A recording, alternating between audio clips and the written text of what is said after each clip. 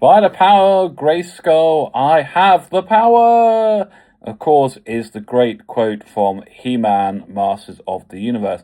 So this is Alex from Lights Camera Debate, and let's get into the new He-Man film, Masters of the Universe, which I saw on Wednesday, day one of it coming out in the UK.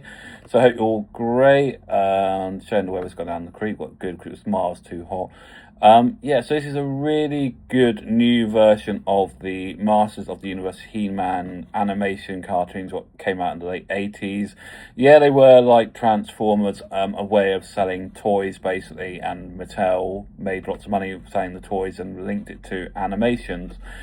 We had one film in the late 80s, which was quite out there, quite scary with Skeletor, and then now Travis Knight has decided to reboot like he did with Transformers when he did Bumblebee, the whole He-Man franchise, and I expect there's going to be more films and lots of toys sold. I think you can buy the great Graysoul Power Sword, basically. I think Mattel are selling those by the bucket load again.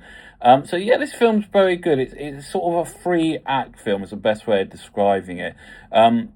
You have the first part of the film where you see Adam as a young child and being skilled with swords in Eternia by Duncan, who is Idris Elba. And Idris Elba is absolutely fantastic in this film from start to finish, and is a really good. You can see he hasn't fallen out with MGM Amazon. He really likes this part, unlike where he fell out, I think, with Marvel for the Handel character in the 4 films. He really hated that by the end, I think. So I doubt he'll be back for Doomsday or Civil Wars at any time, because he really fell out with Marvel over that. But his character as Duncan is really great. He's the dad of T-Ra, the main female. I can't remember his pose. He's very good. He's very good.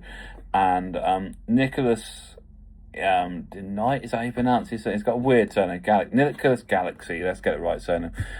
Plays a really good He-Man, Adam Grayskull, and the fact you got the first bit where he's on Eternia and he's fighting, learning his skill, and then because of what happens with Skeletor, he blows the whole palace up basically and kidnaps his parents, and the sorcerer who can turn into a falcon. And this is going to get very meta, unfortunately. If you're not into meta and theory, then this is going to get a bit weird.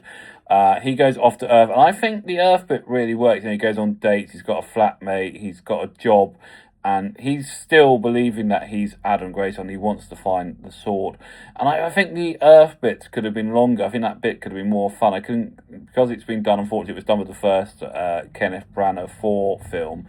Then they sort of cut it down and made that not bit too long. And he finds the sword really